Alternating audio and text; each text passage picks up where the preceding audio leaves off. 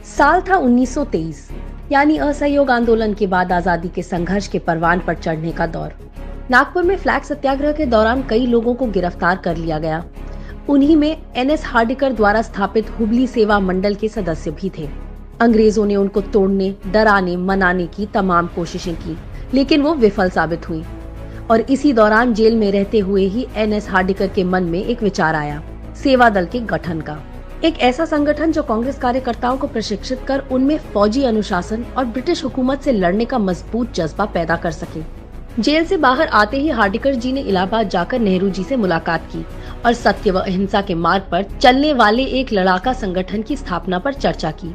1923 में सरोजनी नायडू ने हिंदुस्तानी सेवा दल बनाने का प्रस्ताव रखा। पंडित नेहरू जी को इसका पहला अध्यक्ष बनाया गया। यही संगठन आगे चलकर कांग्रेस सेवा दल के रूप में जाना गया। सेवा दल के गठन के तुरंत बाद 1924 के बेलगाम अधिवेशन में सेवा दल को साफ सफाई और सुरक्षा का जिम्मा दिया गया और इससे प्रभावित होकर स्वयं गांधी जी ने माना था कि हार्डिकर जी और सेवा दल के बगैर कांग्रेस का अधिवेशन सफल नहीं हो पाता। आजादी के आंदोलन में कांग्रेस सेवा दल के प्रभाव का अंदाजा इसी बात से लगाया जा सकता है कि 1932 में सेवा दल की क्रांतिकारी गतिविधियों और लोकप्रियता से घबराकर अंग्रेजी हुकूमत ने इस पर प्रतिबंध लगा दिया। सेवा दल की लोकप्रियता और महत्व का अंदाजा इससे भी लगाया जा सकता है कि पंडित नेहरू जी से लेकर राहुल गांधी जी तक सबने सेवा दल को कांग्रेस का सच्चा सिपाही कहा है।